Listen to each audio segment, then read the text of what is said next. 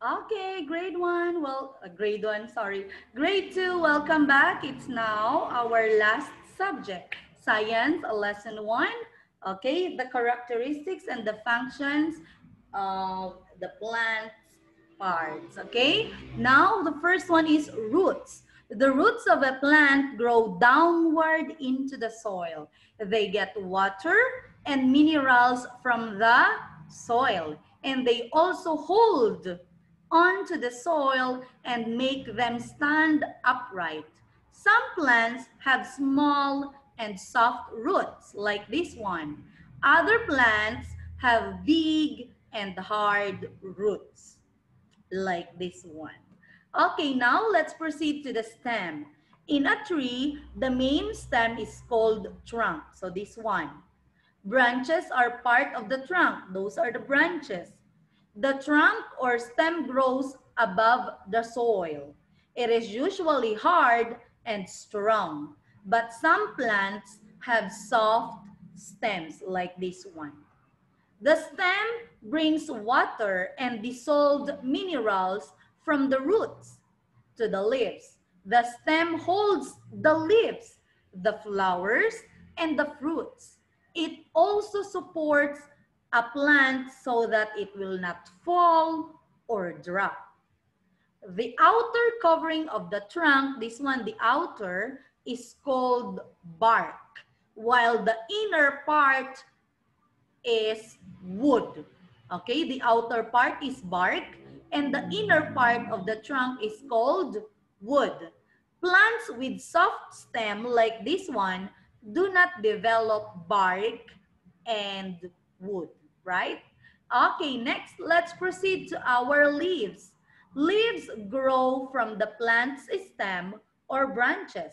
The most important function of leaves is to make food out of water, air, and sunlight. So that's the function of leaves, to make food.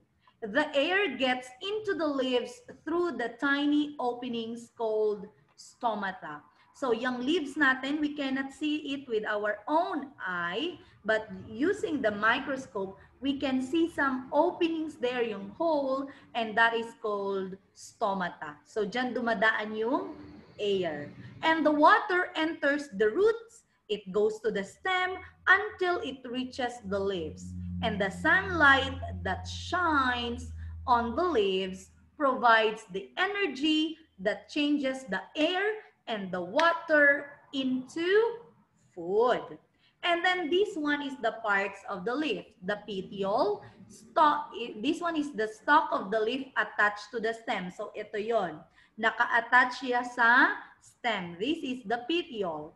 Then the margin, it is the side or the edge of the leaf. So this is the margin. Margin, yung side. Margin. Next, the blade, the whole surface of leaf. So the whole surface of leaf is called blade. Ang pwede rin nyo rin tawaging lamina. But here in our lesson, it's called blade. Next, it's veins, network of lines in the blade of leaf. So this one are the veins. Veins, veins, veins. And yung mga small veins, meron din tayo niyan. And the largest vein that you can find in the middle, this one is a vein, and the largest vein found in the middle is called midrib. Midrib, okay? So first, petiole, margin, blade, the whole surface, blade, midrib, and then the veins, okay? Veins. So that is that's the parts of the leaf. Leaves differ in sizes, colors, and shapes. Some leaves are big and wide, while others are small. Some leaves are round, oblong, and heart-shaped. Most plants have green leaves, while few have yellow or red in color. Leaves also differ in other factors such as texture, edges, and smell. The edges of the leaf blade differ among plants. Some may be toothed, smooth, others toothed or zigzag. Some look torn away, and the texture may be rough, fine, velvety, or shiny. Now, let's go to our flowers. Okay, the parts of the flowers are sepal, calyx, petal, stamen, and pistil. A sepal is a leaf-like structures below petals. So this one, sepal. Okay, while the calyx are the one holds and protects the entire flower when it is still a bud. Okay, so these are also, this one is also is calyx, yung entire. Okay, entire flower nag-holds sa entire and protects the entire flower, calyx. Okay, next, petal, the most colorful part of the flower. So these are the petal. Okay, these are the petals. Next, stamen, male reproductive organ that produces pollen. Stamen is the male productive organ. So these are the stamen. So these are the stamen. This is anther and filament. And both anther and filament is included in stamen. Okay, next, pistil. This one, if stamen is the male reproductive organ, the pistil is the female reproductive organ that produces eggs. So this one is the pistil from here up to here. Okay, so we have here stigma, style, and ovary. Okay, but you can say pistil. Kasi itong stigma, style, and ovary, you're gonna learn more on that when you are in grade 3. Okay? So, for now, meron lang tayong 5. 1, 2, 3, 4, 5. Okay? The sepal, the calyx, the stamen, and the pistil. Okay? And the petals. Okay. Now, the flowers are the reproductive parts of the plants. They produce the fruit and seeds that grow into new plants. Some plants have flowers of different colors, smell, and sizes. Some plants have fragrant flowers, while others have with unpleasant smell. Also, others are odorless, walang amoy.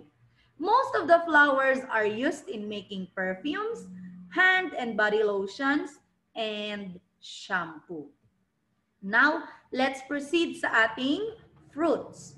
Fruits come from the ovary of the flower. It's from here, okay? The ovary of the flower of the plants. Fruits contain seeds. May seeds. Some fruits are fleshy with one seed only. Okay? Like mango, one only, right?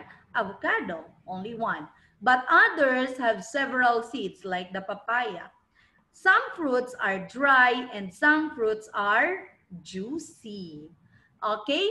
Seeds. Let's proceed to our seeds. Yeah? Seeds. A seed carries a baby plant. It has stored food for this tiny dormant plant. A seed has also parts. 3 parts only. Embryo, seed coat, seed leaf, or cotyledon. So embryo, seed coat, or seed leaf, or cotyledon. So let's use cotyledon.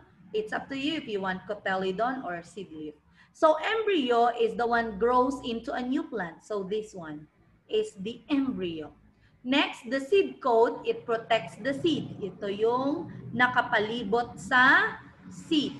Seed coat. Because they are the one protecting the seed. Seed leaf or the cotyledon contains the food. Andito yung food. Okay, a seed encloses the young plant and carries stored food. The young plant uses this food to grow roots and leaves. So look, nag-grow na siya ng leaves. As the young plant grows, it can make its own food. Kapag nag-grow na siya, may leaves na siya, nag-open na yung seeds niya, nag-grow na siya ng medyo malaki, mag-make na siya ng its own food. Now, please get your book, science book, and open it on page 157. Open your book on page 157. Okay, now we are going to compare different leaves shown in the box. For example, this one is anahaw leaves, papaya, guava, and banana. Okay? Anahaw, papaya, guava, and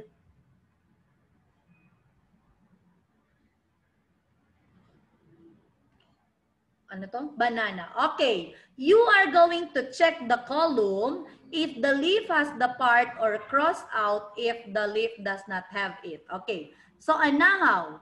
Anahaw has petiole. Check or X. Next, papaya. May petiole ba yung papaya? Remember petiole? This one. Okay, yung parang sangang maliit. Itong ganito. Petiole. Okay, so anahaw. If the picture is not clear here, you can look at the different picture ng anahaw and papaya. Okay, papaya, this one. May petiole. For the clearer view of the anahaw, this is the anahaw. Okay. May petiole ba yung anahaw? Check or X. Anahaw with petiole. Check or X. Okay, next, let's go to our next papaya. Let's see the papaya. If there is a petiole. Papaya.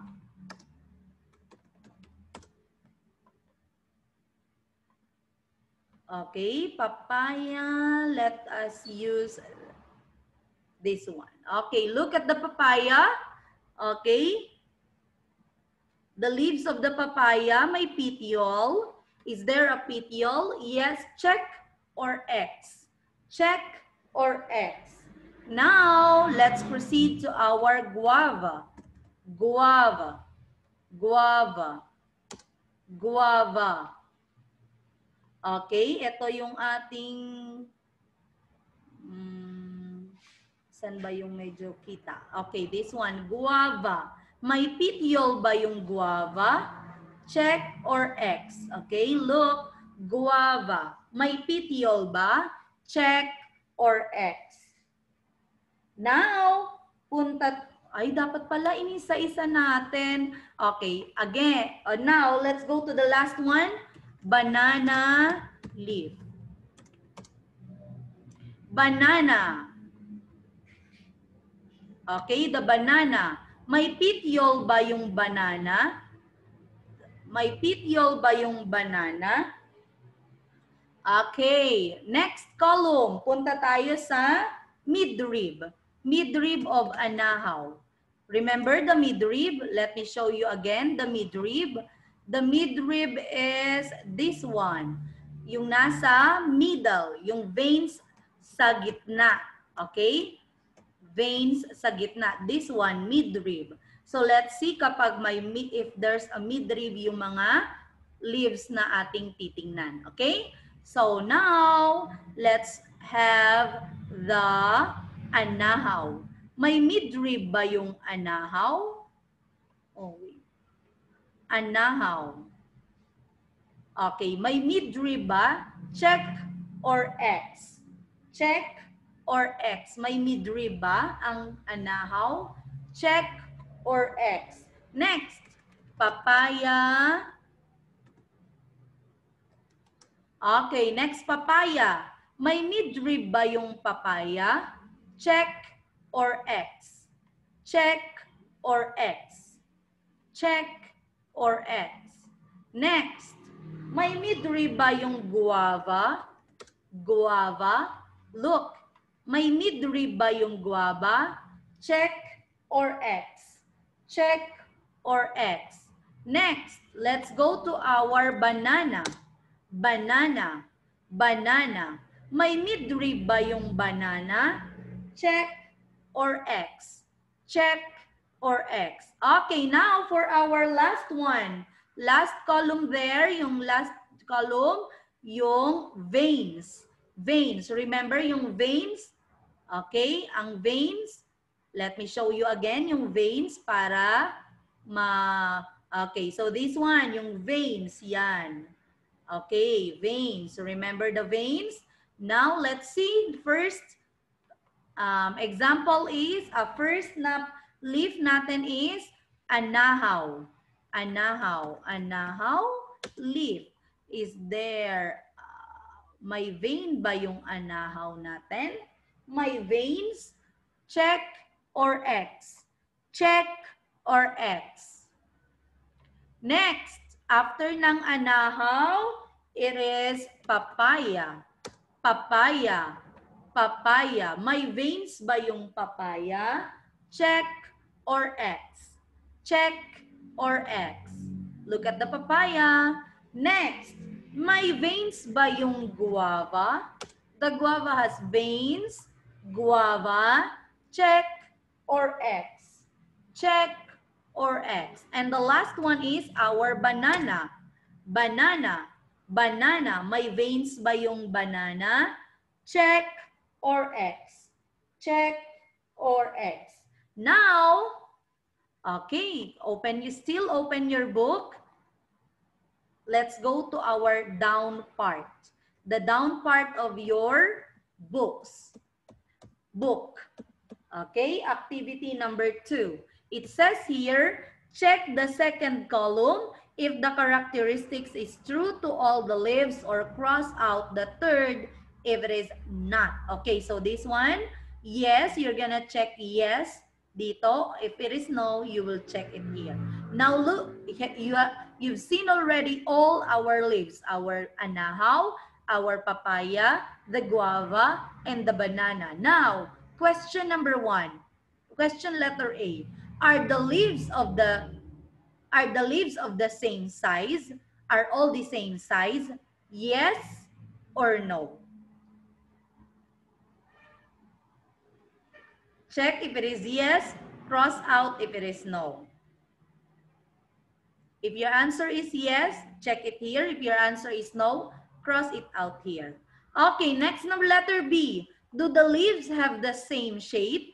The anahaw, papaya, guava, and banana leaves, they have the same shape? Yes, check, or no, cross out. Next, number letter C.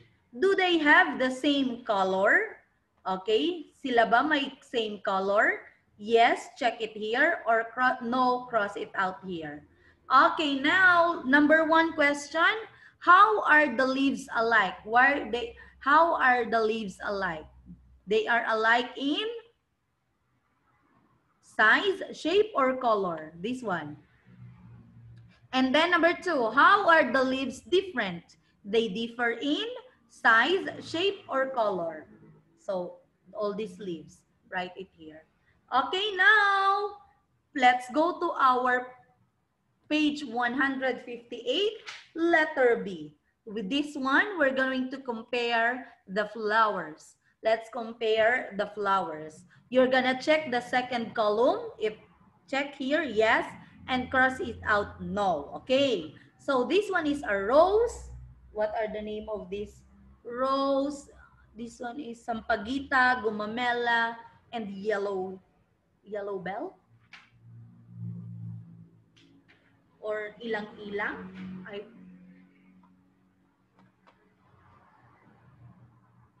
Okay, so this one is Alamanda cathartica. Okay, so are the petals of the same color? Yes, check it here, or no, cross it out.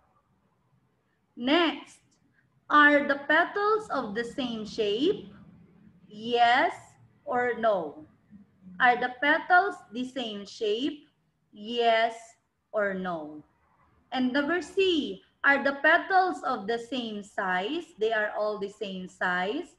Yes or no? Next, how are the flowers alike? How are the flowers alike? Next, how are the flowers different? How are the flowers different? Okay, for our science activity performance, you are going to take a video of yourself naming the parts of the leaf or flower. So you can choose whether you want leaf or flower. So for example, for your video, you are gonna get a leaf and then tell us, oh, this is the petiole, the midrib, the veins, ganun yung gagawin. And then, or you can get a flower and describe also, name the parts of the flower. This is the petal. Oh, this is the, what's it? Calyx, sepal, like that. So it's up to you. A leaf, parts of the leaf, or parts of the flower. Okay? And send your video in our class dojo. Assignment, study for our quiz tomorrow and take a picture of pages 157 and 158. And also your science activity video performance, you're gonna send it in our class dojo. Thank you everyone and see you tomorrow. Bye!